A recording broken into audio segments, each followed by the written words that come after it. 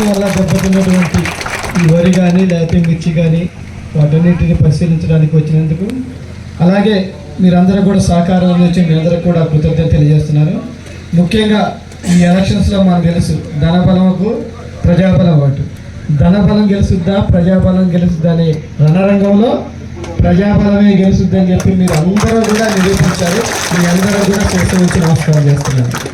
మనం చూసాం ఎన్నికలు ఖమ్మం జిల్లాలోనే సత్తుపల్లిది ఒక కాస్ట్లీ ఎలక్షన్, దాదాపు 150 కోట్ల ఎలక్షన్ ఇది మనకి.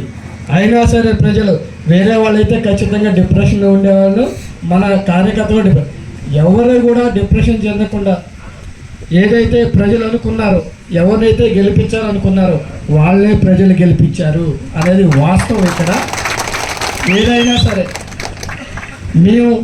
మీ దయతో మేము గెలిచాం. ఖచ్చితంగా మీకు ఏ అవసరం వచ్చినా సరే 24 గంటలు మా ఇంటి తలుపు తీసే ఉంటుంది.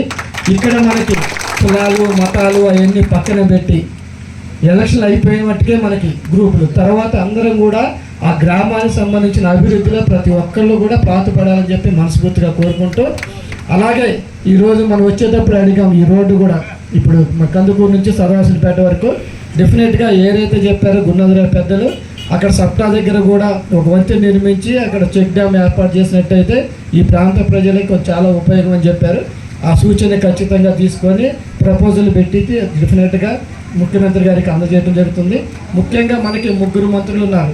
3 బట్టి గారు ఉన్నారు, తుమ్మల నాగేశ్వరరావు గారు ఉన్నారు, శ్రీనివాసరెడ్డి గారు. ఈ నియోజకవర్గంలో ఏది కావాలన్న జిల్లాలో ఫస్ట్ ఏదన్నా వస్తే వాళ్ళు వాగ్దానం చేశారు, అది మన సత్తుపల్లి నియోజకవర్గం ఇస్తా అని చెప్పి. ఖచ్చితంగా ఆ విధంగా వాళ్ళ 3 ఉపయోగించుకొని ఈ సత్తుపల్లిలో అభివృద్ధి కార్యక్రమాలు ఖచ్చితంగా అభివృద్ధి చేస్తామని చెప్పి మీ అందరికీ తెలియజేస్తున్నాను.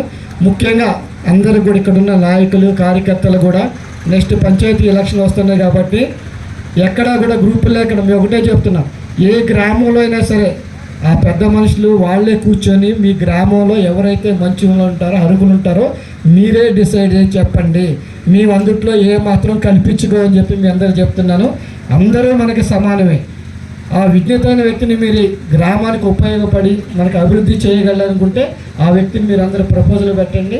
దాదాపు పంచాయతీ ఎలక్షన్ అన్నీ కూడా మనకి ఏకగ్రీవంగా అయ్యేటట్టు, అవతల పార్టీ వాళ్ళు ఉన్నా సరే ఏకగ్రీవంగా అయ్యేటట్టు మీరందరూ కూడా కృషి చేయాలని చెప్పి మనస్ఫూర్తిగా కోరుకుంటూ, మీరు రాఘవయ్య గారిని గెలిపించినందుకు మళ్ళీ ఒక్కసారి మీ అందరూ కూడా ఉదయపూర్ నమస్కారం తెలియజేస్తున్నా. Thank you very much.